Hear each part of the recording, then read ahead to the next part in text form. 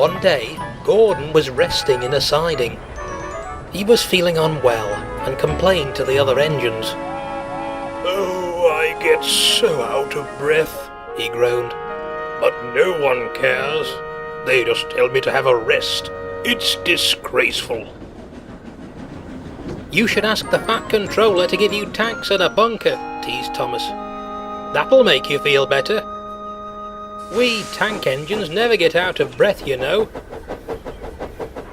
It was lucky for Thomas that Gordon really didn't have the energy to reply. That evening, the men checked Gordon all over.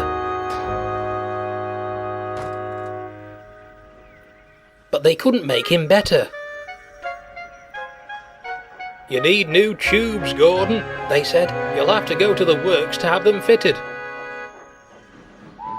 While Gordon was away, the Fat Controller chose Henry to pull the express. Henry was delighted. He loved having a chance to go flying down the line.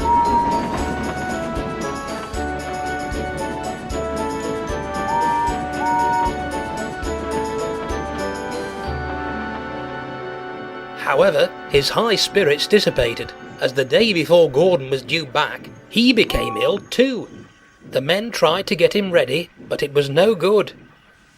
The Fat Controller was not happy. "There's nothing we can do, sir," said the inspector. "The only spare engine we have is Thomas, but he can't pull the train alone." The Fat Controller pondered. Could he manage if Jock helped?" he asked. The inspector shook his head. "The two of them with Percy might be able to manage, but it'll be hard work."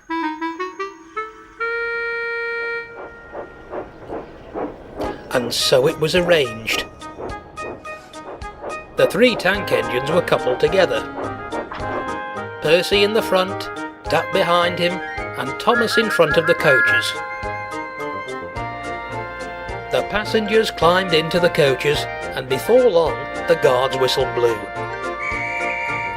It was time to be off. Come on, fussed Percy importantly. We're doing it, Puffed Duck. Pull harder, Thomas grumbled to the others. The cavalcade moved slowly out of the station, and before long they were travelling along the main line.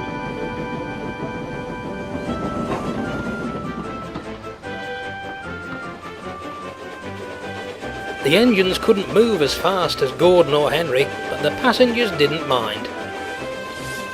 They knew that Thomas, Duck and Percy were doing their best. Now, expresses are not like branch line trains. They don't stop at every station along the line. This meant that the three tank engines never got a chance to stop and catch their breath. Soon, the engines began to feel tired. But there, just ahead of them, stood Gordon's Hill.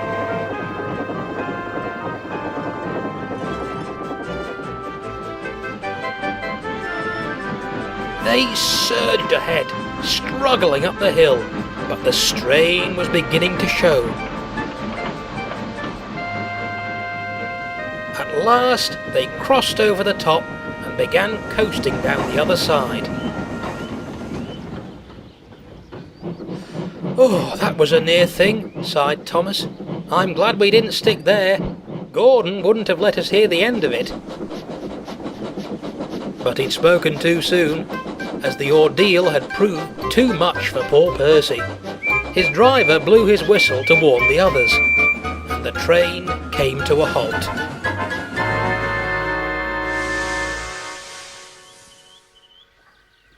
"We can't take you off here, Percy," said his driver.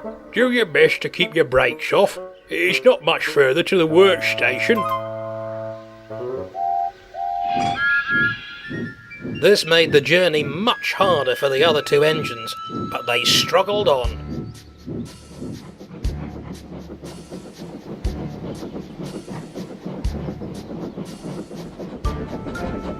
As the works grew closer still, They used every last ounce of strength and steam to summon a last brave effort to reach the station. Nearly there, panted Duck. We can make it, we can make it, wheezed Thomas. Poor Percy had no steam left to say anything. At last, the workstation pulled into view. They were on the final approach when Duck found that he simply could go no further.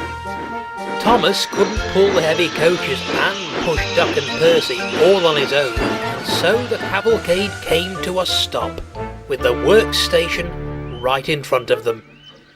There, watching nearby, was Gordon, staring in disbelief at what he'd just seen.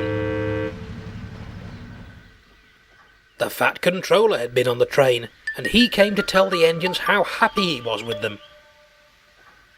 "You all did very well to get this far," he said, "and I'm very proud of you. You shall have a long rest, and when you come back to the yards, I shall have the men give you new coats of paint." Duck, Percy and Thomas were uncoupled from the train and moved off to a siding, while a diesel was called in to take the express. As the tank engines moved away wearily, Gordon looked at Thomas and winked. He didn't need to say anything. Thomas knew exactly what he meant.